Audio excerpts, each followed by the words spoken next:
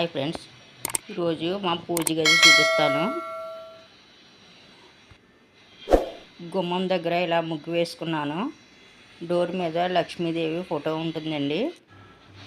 పూజ అయితే చాలా సింపుల్గా చేసుకుంటాను. ఈ విగ్రహం అల్యూమినియం శివుడు పార్వతీదేవి అండి. 50 ఇయర్స్ ముందు ఇలా శివన్ సామాన్లు పోత పోసేవాళ్ళు వచ్చేవారంట. వాళ్ళ దగ్గర పోయించారు. ఈ విగ్రహం చాలా బరువు ఉంటుందండి. ఆ దేవుడి గదిలో పెట్టుకుని పూజిస్తాము.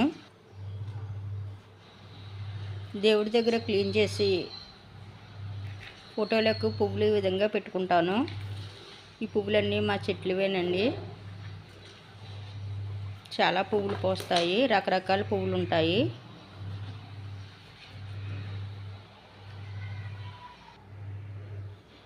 మొక్కలు పెంచడం అంటే చాలా ఇష్టం అండి. రకరకాల మొక్కలు పెంచుతాను. మా దేవుడి గది ఇలా పువ్వులతో అలంకరించాను.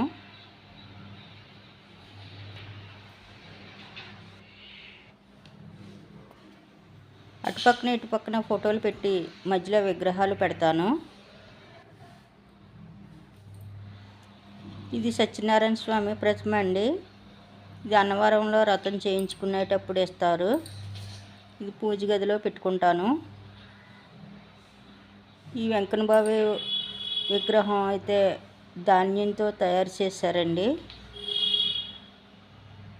దగ్గర పెట్టి చూపిస్తున్నాను చూడండి. అంతా ధాన్యంతో ఉంటుంది.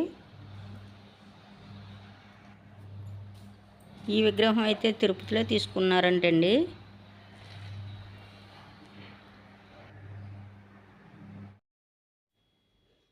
ఈరోజైతే అరటిపళ్ళు తీసుకొచ్చారు.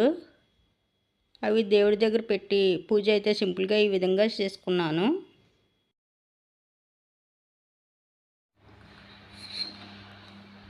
దీపాలు అయితే ఇలా పెట్టుకుంటానండి.